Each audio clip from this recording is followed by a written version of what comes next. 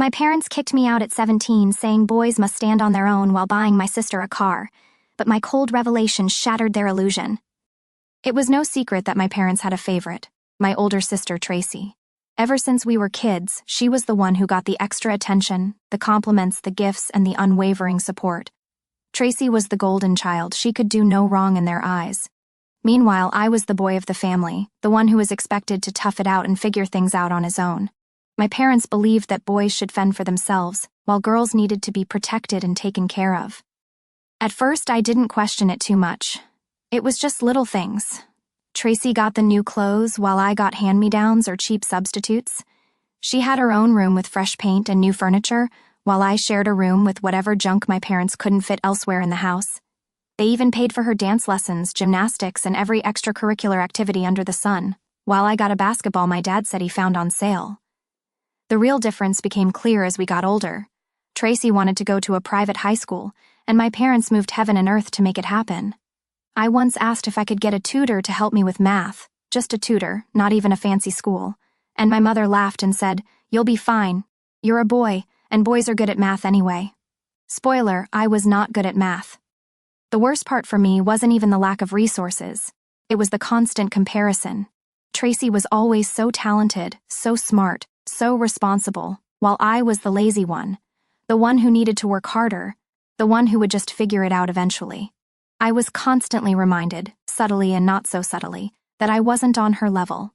When I was 17 and had graduated from high school, I told my parents that I wanted to go to college. I'd researched scholarships and tried to figure out how to do it, but I needed their help for the rest. That's when they sat me down and dropped the bomb. They weren't going to help pay for it. They said it wasn't because they couldn't afford it, they could. It was because you're a boy, and boys are supposed to stand on their own 2 feet. Then my mom added, "Besides, we've decided to focus on helping Tracy. She has such a bright future ahead of her." I couldn't believe it. I asked them how they expected me to stand on my own 2 feet without even having a chance to start, and they just brushed me off. My dad said something about how he started working full-time when he was 18 and that it built character. My mom chimed in, saying I needed to learn how to be a man and that college wasn't the only way to succeed. Then Tracy, sitting at the kitchen table painting her nails, gave me this smug smile and said, "I guess this means I finally get the room to myself. I've been waiting forever." It was like a punch in the gut. She didn't even try to hide how excited she was. My parents didn't say a word to stop her or defend me. In fact, they seemed to agree with her. My mom even said, "Well, it'll be nice for her to have some space for all her stuff, like I was just a placeholder taking up space in their house." I knew then that staying wasn't an option. The idea of spending another day in that house, watching Tracy get treated like royalty while I was told to figure it out, made me sick. So I packed a bag that night. I had no plan, but I knew I wasn't welcome there anymore. I had a friend, Jason, with whom I'd been close for years. His family wasn't rich by any means, but they were good people, kind and supportive in a way that my family never was. When I told him what had happened, he said I could crash on their couch for as long as I needed. I don't know what I would have done without him and his parents. That first night away was rough, though. I lay on their couch, staring at the ceiling, trying to process what had just happened. My own parents had basically told me that I wasn't worth their time or money. They didn't care if I had a future. All they cared about was Tracy. The next morning, I decided I wasn't going to waste any time feeling sorry for myself. I had to get a job, save up, and make something of myself without them. If they didn't want to be a part of my life, fine. I would prove that I didn't need them. Still, it hurt like hell to be thrown out like that, and Tracy's words, that smug, self-satisfied tone, "I finally get the room to myself," stayed with me like a splinter under my skin. I couldn't shake it. Living with Jason and his family was a lifeline, but I didn't want to overstay my welcome. Within a week, I found a job bussing tables at a diner a few miles away. It wasn't glamorous, and the pay wasn't great, but it was something. I worked double shifts when I could, saving every dollar I didn't need for food or gas. Jason's dad let me borrow their old bike to get around until I could afford a cheap car. At first, I told myself this was temporary, just until I could save enough to figure out my next steps. But as the months went by, it became clear that figuring it out wasn't going to be as easy as I'd hoped. College was completely off the table unless I could secure a full scholarship, and with my grades, that wasn't going to happen. Still, I didn't let it get me down. I threw myself into work, picking up shifts at a second job cleaning offices at night. It was exhausting, but every paycheck reminded me that I was surviving on my own, something my parents never thought I could do. Meanwhile, Tracy was thriving, or so she wanted everyone to think. I'd blocked her on social media, but mutual friends couldn't stop talking about her life. She was attending a private college, fully paid for by my parents, of course. They even helped her rent an off-campus apartment because dorm life wasn't her style. The bitterness I felt wasn't just jealousy, it was the complete unfairness of it all. I didn't hate Tracy, not completely, but the way she flaunted her privilege and acted so entitled made my blood boil. It was as if she enjoyed the fact that I'd been cast aside so she could have everything. By the time winter rolled around, I'd settled into a routine: work, eat, sleep, repeat. It wasn't much of a life, but it was mine. Jason's family invited me to spend Christmas with them, and it was the first time in years that I felt truly included. I didn't even think about my own family until New Year's Eve. That morning, I got a text message from my mom. It was the first I'd heard from her since I'd left. "Come home for New Year's. Tracy has a surprise. It'll be good to see you." I stared at the message for a long time. Part of me wanted to ignore it, but another part, perhaps out of morbid curiosity, wanted to see what this surprise was. Against my better judgment, I decided to go. I told myself it would be closure, one last chance to see if they even cared, but deep down, I knew it wasn't going to end well. I arrived at my parents' house just before dinner. It felt surreal walking up to the door, like I was stepping into a life I no longer belonged to. Nothing had changed, the same perfectly trimmed hedges, the same wreath on the door. But I felt like a stranger. My mother opened the door, and for a moment I thought maybe she'd missed me. But instead of a warm greeting, she just smiled politely and said, "Oh, good, you made it. Tracy will be so excited." Tracy wasn't excited.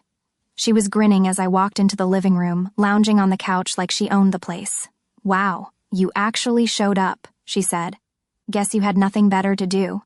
I bit my tongue and sat down, trying not to let her get under my skin. My dad was in the kitchen setting up for dinner, and he barely acknowledged me. The whole thing felt forced, like they were checking off some obligation. After dinner, my mom announced, "Okay, everybody, let's go out to the driveway. Tracy has something to show us." She was practically glowing with excitement, and Tracy had this smug look on her face that told me exactly what was coming. We all stepped outside, and there it was, a brand new car parked in the driveway, wrapped in a huge red bow. "Happy New Year, Tracy," my dad said, beaming as he handed her the keys. "We wanted to make sure you started the year off right." Tracy squealed and ran to the car, gushing about how she totally didn't expect this and how it was just perfect. She made sure to mention the leather seats and the custom interior, as if we couldn't see it already. I just stood there staring at the car. My parents were grinning like they'd just won the lottery, and Tracy looked like she'd never been happier. The whole scene was disgusting. Then Tracy turned to me and said, "What do you think, little brother? I guess hard work really does pay off, huh?" That was it. I couldn't keep quiet anymore. I felt something snap inside of me. All the bitterness, resentment, and frustration I'd been holding in for months surfaced. I looked at Tracy, then at my parents, and said, "You know what? You're right. Hard work does pay off." But I wouldn't know, because I was too busy trying to survive while you handed everything to her on a silver platter. The smile on my mom's face faded, and my dad looked like he didn't quite understand what was happening. Tracy, of course, just rolled her eyes. "Oh, here we go," she said. "The sob story about how you had it so rough. Get over it. Life isn't fair." I laughed, but there was no humor in it. "Life isn't fair? You've had everything handed to you since we were kids, new clothes, private schools, college, and now a damn car. Meanwhile, I got kicked out of this house at 17 because you wanted more closet space. But sure, tell me again how life isn't fair." My dad finally spoke up. "We didn't kick you out, we just thought it was time for you to grow up and be independent." "Independent?" I repeated. "You mean abandoned? You told me to figure it out on my own while you spent every cent to make sure Tracy didn't have to lift a finger. Do you have any idea how messed up that is?" My mom started to say something, but I cut her off. "No, let me finish. I've been working 2 jobs just to afford the basics. I haven't had a day off in months. Meanwhile, you're over here buying Tracy a car like it's no big deal. Do you have any idea how hard it's been for me? Do you even care?" There was a long, awkward silence. My parents exchanged glances, but neither said anything. Tracy, of course, couldn't resist having the last word. "Maybe they'd help you if you weren't such a failure," she said with a shrug. "Just saying." That's when I dropped the bomb. I looked at Tracy, and a cold calm came over me. If they thought I was a failure, I was about to show them how wrong they were. "You think I'm a failure?" I said, locking eyes with her. "Well, let me tell you something." I paused, letting the tension build. "I worked my ass off not just to survive, but to get ahead. While you were living off Mom and Dad's money, I was saving mine, and 2 months ago I started my own business." That got their attention. My dad furrowed his brow, and my mom tilted her head, like she wasn't sure I was serious. Tracy let out a little laugh, but I continued. "It's small now, I admit it, but it's growing. I'm already making more in a month than I ever did at either of my jobs. And here's the kicker, I just landed a contract with one of the biggest companies in the state. By next year, I'll probably be making more than the two of you combined." The silence that followed was deafening. Tracy's smug expression froze on her face, and my dad's jaw actually dropped. "You're lying," Tracy said, but her voice didn't have the same confidence. I reached into my pocket and pulled out a business card. I handed it to her, and she stared at it like it was a foreign object. My parents leaned in to take a look too, and my dad's face went pale when he recognized the company logo on it. "You work with them?" he asked, his voice barely above a whisper. "No," I said, savoring the moment. "They work with me." The unexpected part wasn't just the business, it was what I said next. And here's the funny thing, I almost didn't take the deal. I thought about turning it down just to prove that I could do it without them. But then I thought, why not? They're paying me 6 figures to do something I love. Guess that failure you kicked out is doing okay after all. Tracy's face turned red and she stammered something I couldn't even make out. My mom looked like she didn't know whether to cry or apologize. My dad just stood there, silent, as if the weight of it all had finally hit him. I wasn't done. "Oh, and one more thing," I added. "You might want to keep the car, Tracy. You'll probably need it when Mom and Dad stop paying your way, because I guarantee they won't be getting a penny from me." With that, I turned and walked away, leaving them all standing there in stunned silence. For the first time in my life, I didn't feel like the failure they had always made me out to be. I felt free. As I walked down the driveway, I half expected someone to call out to me, but no one did. The silence behind me was almost louder than any argument could have been. I got into my beat-up car, a far cry from Tracy's shiny new one, and drove off without looking back. I thought I'd feel angry or bitter, but when I hit the main road, all I felt was relief. For years I'd carried this weight, this need to prove myself to them, and now it was gone. I didn't need their approval or validation anymore. The success I was building was mine, and they couldn't take it away from me. I went back to Jason's house that night. His parents were watching a cheesy New Year's special, and Jason was playing video games in the living room. I told them what had happened, and Jason's dad just shook his head. "Some people don't appreciate what they have until it's gone," he said. "Sounds like you just gave them a wake-up call." Jason grinned. "Dude, I can't believe you gave them your business card. That's just wild." I laughed, and for the first time in a long time, it wasn't forced. Over the next few weeks, things started to fall into place. The contract I mentioned to my parents wasn't just a coincidence, it was the beginning of something big. Word spread, and soon I was fielding calls from other companies interested in working with me. My parents didn't respond right away, which didn't surprise me. But about a month later, I got a text from my mom. "We're proud of you. Let us know if there's anything we can do to help." I stared at the message for a while before replying, "Thanks, but I've got it covered." It wasn't spiteful, just the truth. I didn't need their help anymore, and frankly, I wasn't sure I wanted it. Tracy, predictably, didn't say a word, but a mutual friend told me that she'd complained that our parents had started, asking her to be more responsible with money. Apparently, they were rethinking how they handled things, which I took as a small victory. I wasn't looking for an apology or reconciliation. I'd moved on, built something for myself, and that was enough, but deep down, I knew I'd shocked them in a way they wouldn't forget. Sometimes, being underestimated is the best motivation. Life moved on, and so did I. The business grew faster than I'd ever imagined. Within 2 years, I had a small team working for me, an office space, and enough income to live comfortably. For the first time in my life, I wasn't just surviving, I was thriving. I'd been thinking a lot about my family during this time. At first, I tried to pretend they weren't important to me, but deep down, I knew that wasn't entirely true. Part of me still wanted closure, some kind of understanding, or even an apology, but I wasn't holding my breath. Surprisingly, my father was the first to make a real effort. About a year after that New Year's confrontation, he called me out of the blue. His voice was awkward, as if he didn't know how to begin. "I just wanted to check in," he said. "See how you're doing." I could tell it wasn't easy for him, and while I wasn't ready to forgive everything, I decided to give him a chance.